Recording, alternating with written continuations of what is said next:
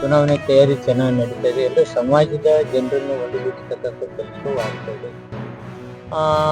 ಅಭ್ಯರ್ಥಿಯ ಬಗ್ಗೆ ಒಳ್ಳೆ ಅಭಿಪ್ರಾಯನೂ ಬಂದಿದೆ. ಈಸ್ ಎ ವರ್ಕರ್, ಹೆಂಗ್ ಅದಾರೆ ಅಂತಕ್ಕಂಥ ಭಾವನೆ ಇದೆ. ಆದ್ರಿಂದ ಚುನಾವಣೆ ನಮ್ಮ ಗೆಲುವಿಗೆ ಏನು ತೊಂದರೆ ಇಲ್ಲ. ಸರ್, ಈಗ ಸಚಿವರಿಗೆ ಇಂಥ ಪ್ರದೇಶಗಳನ್ನ ಜವಾಬ್ದಾರಿ ವಹಿಸುವಂತದ್ದು ಅವೆಲ್ಲ ಮಾಡ್ತಾ ಜಮಖಂಡಿಲಿ ಆ ತರ ತಂತ್ರಗಳನ್ನ ಕೆಲವು MLA ಗಳು, ಮಂತ್ರಿಗಳು ಯಾರ್ಯಾರಿಲ್ಲ ಅವಶ್ಯಕತೆ ಇದೆ ಎಲ್ಲರಿಗೂ ಬೂತ್ ಲೆವೆಲ್ ಅವರೆಲ್ಲರೂ ವರ್ಕ್ ಮಾಡ್ತಾರೆ. ಸರ್, ಈಗ ಚುನಾವಣೆಯಲ್ಲಿ ಬಿಜೆಪಿಯವರು ಒಂದು ಅರ್ಥ ನಿಮ್ಗಿಂತಲೂ ಮುಂದಿದ್ದಾರೆ. ಈಗಾಗಲೇ ಅವರು ಚುನಾವಣಾ ಪ್ರಚಾರ ಕಾರ್ಯ ಸ್ಟಾರ್ಟ್ ಮಾಡ್ಕೊಂಡಿದ್ದಾರೆ.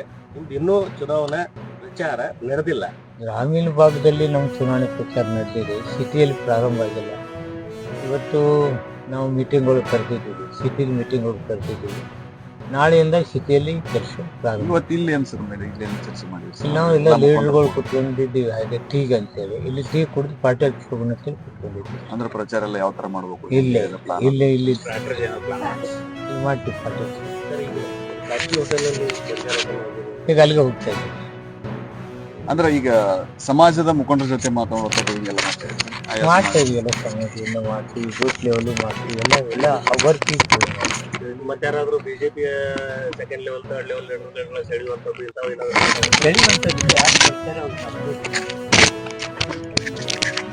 ಕೆಲವು ಜನ ಫೋನ್ ಮಾಡಿದ್ದಾರೆ,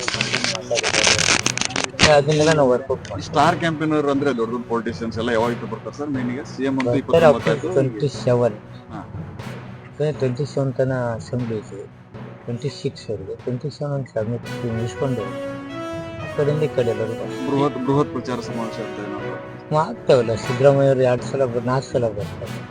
ಎಲ್ಲೆಲ್ಲಿ ಇಂಪಾರ್ಟೆಂಟ್ ಪ್ಲೇಸ್ ಅದಾವ ಅಲ್ಲೆಲ್ಲ ಬೃಹತ್ ಸಭೆಗಳು ಆಗ್ತವೆ. ಕುರುಬ ಸಂಘದ ಜನ ಏನ್ ಮಾತಾಡ್ತಾ ಇದ್ದಾರೆ ಅಂದ್ರೆ, ನಾನು ಈ ಭಾಷೆ ಬಳಸ್ಬೋದೇನೋ, ಜನ ಹಳ್ಳಿಗಳಲ್ಲಿ ಮಾತಾಡ್ತಾ ಇರೋದು ಸ್ವಾಮಿಗಳನ್ನ ಈ ಸತಿ ಗೆಲ್ಸ್ಬಿಡ್ತೀವಿ ಸರ್ ಅಂತ ಹೇಳ್ತಾ ಇದ್ದಾರೆ. ವೀರಣ್ಣ ಚರಂತಿಮಠ ಅವರ ಪ್ರಾಮಾಣಿಕತೆ, ಕ್ಲೀನ್ ಇಮೇಜ್ ಮತ್ತೆ ನೇರ ನಿಷ್ಠುರವಾದಿ, ಇದು ಅವ್ರಿಗೆ ಪ್ಲಸ್ ಪಾಯಿಂಟ್ ಆಗಿದೆ. ಹಾಗಾಗಿ ಈ ಸತಿ ಅವ್ರು ಗೆಲ್ತಾರೆ.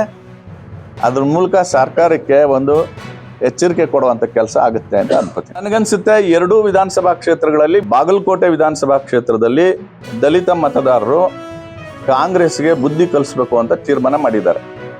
ಏನಕ್ಕೆ? ಈ ಅಳಿ ತಪ್ಪಿರ್ತಕ್ಕಂಥ ಆಡಳಿತ ವ್ಯವಸ್ಥೆಯನ್ನ, ಅಧಿಕಾರಕ್ಕೋಸ್ಕರ ಕಿತ್ತಾಡ್ತಾ ಇರ್ತಕ್ಕಂಥ ಆಡಳಿತ ವ್ಯವಸ್ಥೆಯನ್ನ ಸರಿದಾರಲಿಕ್ಕೆ ತರಲಿಕ್ಕೆ ಇಲ್ಲಿ ಕಾಂಗ್ರೆಸ್ ಅಭ್ಯರ್ಥಿಗಳನ್ನ ಸೋಲಿಸಬೇಕು ಅಂತ ತೀರ್ಮಾನ ಮಾಡಿದ್ದಾರೆ. ಎರಡನೇದು,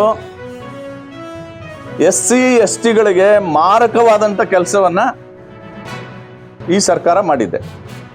SC STಗಳ ಸಾಮಾಜಿಕ, ಶೈಕ್ಷಣಿಕ, ಔದ್ಯೋಗಿಕ ಅಭಿವೃದ್ಧಿಗಾಗಿ ಮೀಸಲಿರ್ತಕ್ಕಂಥ SCP ಮತ್ತು TSP ಯೋಜನೆಗಳನ್ನ, ಆ ಯೋಜನೆಗಳಿಗೆ ನಿಗದಿಪಡಿಸಿದ್ದಂಥ ಹಣವನ್ನ ಗ್ಯಾರಂಟಿ ಯೋಜನೆಗಳಿಗೆ ತಗೊಂಡಿದ್ದಾರೆ. ಇದು ಇಡೀ ರಾಜ್ಯದ ಜನರಿಗೆ ಗೊತ್ತಿದೆ, SC STಗಳಿಗೆ ಇದು ಗೊತ್ತಿದೆ.